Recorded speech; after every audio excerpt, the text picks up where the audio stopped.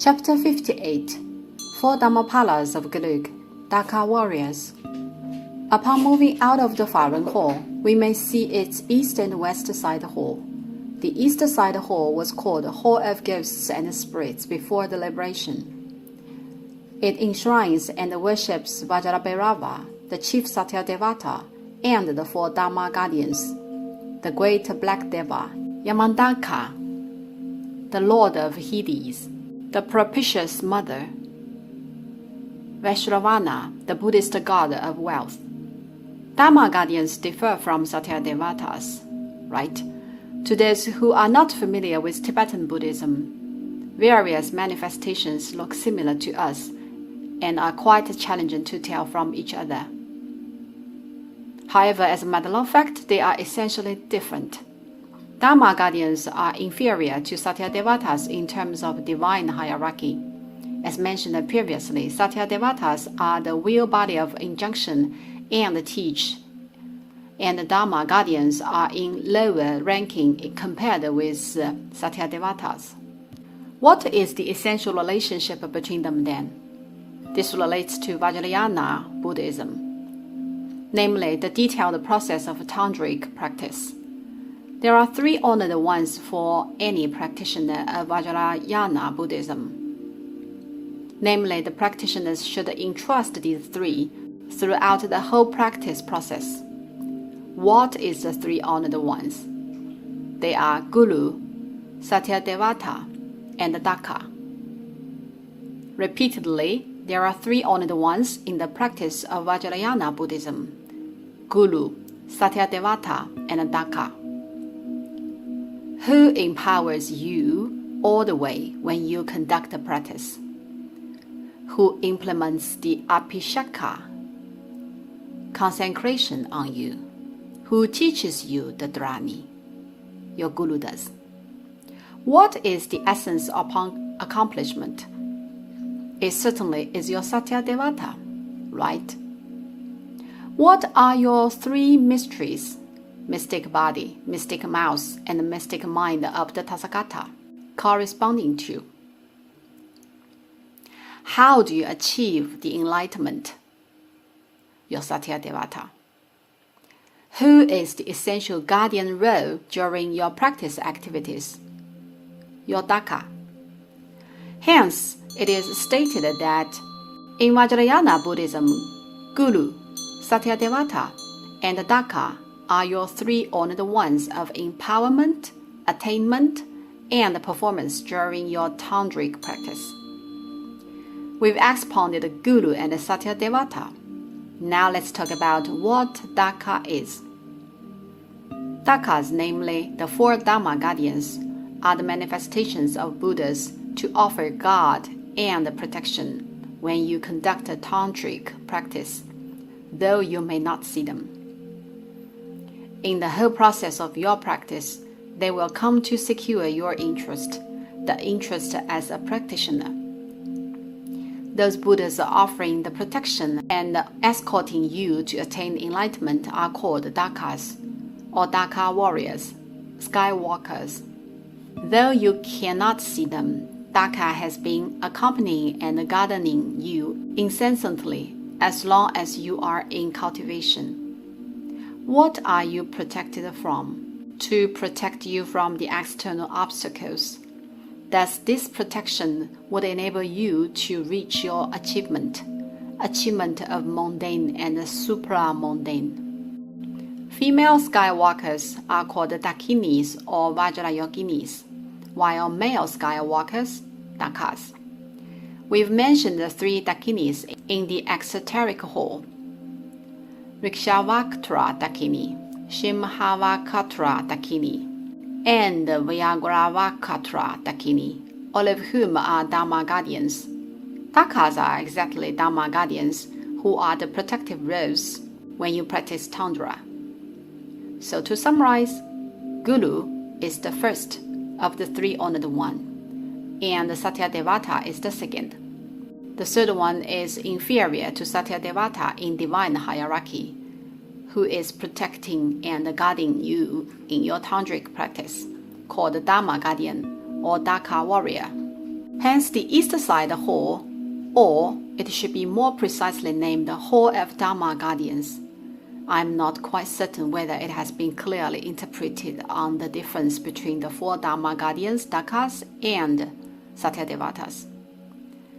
These 4 Dharma Guardians of the East Side Hall all belong to Tantric statues, which were newly made in the 9th year of the Qianlong Emperor, 1744 CE, and then overhauled many times.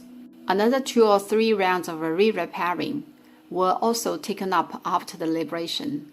Speaking of this, the very last restoring construction was a few years ago when I happened to be there in person and witnessed the whole process. The workers were not the professional craftsmen, but ordinary laboring workers. Yonghe Palace was then an imperial lamasery, whose Buddhist statues were carved and painted exclusively by the Luyi Hall, Treasure Hall, Luyi literally as you wish, which was one of the workshops of the palace workshops of the Hall of Mental Cultivation, Yanghe. Deplorably, they were replied by several laboring workers. Just make yourself take a look at the present statues of the 4 Dharma Guardians. Great disparity can be told compared with the pictures of the original versions. Tantric statuary is quite a marvelous piece of Tibetan Buddhism symbolism, with the fact that only a few ones are in peaceful manifestation, the majority are of wrathful manifestation. The essence of the wrathful manifestation is to express the rage and the wrath produced in the process of practice on the overcoming of the evil temptations arisen from your own mind and the external disturbance, right? How can't you just tame your own mind and subdue the evil spirits? Wrathness is thus produced, and it will ultimately be cultivated and metamorphosed to a sort of unconquerable power. Furthermore, most of the tantric statues are of nude images that mirror the clean and pure world free from earthly pollution. The body should not be adhered to a single thing, right? Just as the Gatha goes. Originally, not a thing exists. Not a thing exists in one's mind, so does the physical body. Streaking must imply certain reason. It is defined as rascal if ordinary people streak. Being nude guises, tantric statues hold certain doctrines and they are considered the masterpieces of symbolic art. These Dhaka statues of Tantra are all in the posture of tantric yab-yam except the Buddhist god of wealth. Of the doctrines of tantric Buddhism, yab-yam postures involve vast scope of dogmas, which are not easy to interpret. Put in a simple way, it implies the union of 2 roles in opposition. Namely, the supreme truth lies on the junction line of the elegant dance of these 2 poles. Usually, it will not be interpreted in detail. According to the explanation of Han Chinese Buddhism, it could be called the integrated conduct of pity and wisdom in terms of rationality. Hence, I won't do further interpretation either. Generally, it intends to pinpoint the ultimate truth of middle way generated by the dualities. Another distinctive feature of the statues of tantric yab-yam posture of the Yonghe Palace, especially the 4 Dharma Guardians of the Hall of Ghosts and Spirits, is that they are dressed a skirt, which is named the monastic robe. In Tibetan Buddhism, the image of wearing a monastic robe is an exception. After the economic reform and open up of China in the 80s, when Yonghe Palace was reopened to public, ordinary people and civilians have just been free from the historical page of Cultural Revolution and never seen such things, which are exactly the statues of tantric yab-yam postures, Therefore, it is difficult to elaborate clearly. Based on the theory of Han Chinese Buddhism, it cannot be elaborated clearly either. Why is it an integrated conduct of pity and wisdom? How could it be an integrated conduct of pity and wisdom? Thus, many rumors and slanders were spread at that time. The 10th Banchan Lama happened to come to the Yonghe Palace to preach Buddhism. Then he heard these rumors. Campbell of Yonghe Palace at that time was called Gao Quan Shou. The 10th Banchan Lama told him, dress these tantric statues with monastic robes. Since then, the statues of tantric yab-yam posture in the Yonghe Palace we see presently were all dressed with monastic robes. Next, let me introduce the color application. It was mentioned in previous chapters that the tantric statuary inherits the main 5 colors of Tibetan paintings, which are blue, white, red, yellow, and green, appended with minor colors like black and gold, etc., right? Each color has its exclusive meaning, which differs from the paintings. In tantric statues, commonly blue represents wrath, white, evil, yellow, mercy, red, boldness, black, disaster. Except the feature of the main 5 colors applied in tantric statuary, there is another feature, which is that the colors are extremely bright. Using painting as an analogy, it is like the depiction by Paul Gauguin, a French post-impressionist artist.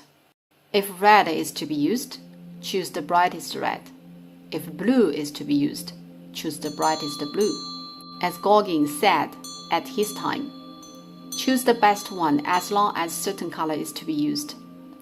This best one refers to the brightest color. It may be put in this way. Of the 2 colors of blue and red used on the tantric statues, blue is like Vincent van Gogh by analogy.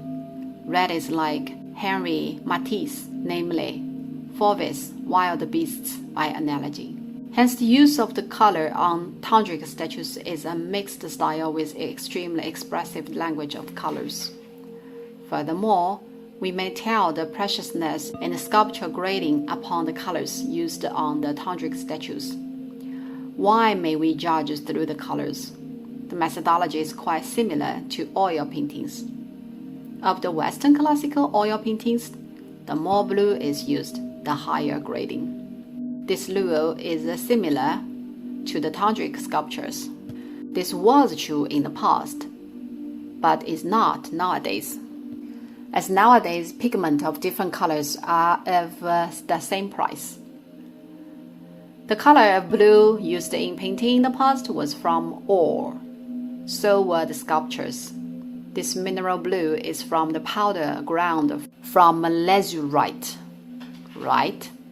Besides, at that time, we have not imported lazurite from Afghanistan yet, which means lazurite was quite rare.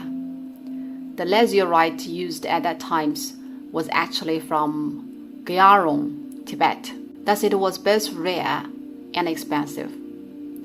Equipped with this background, we may know that for a statue or tanka, the more blue is used, the higher grade.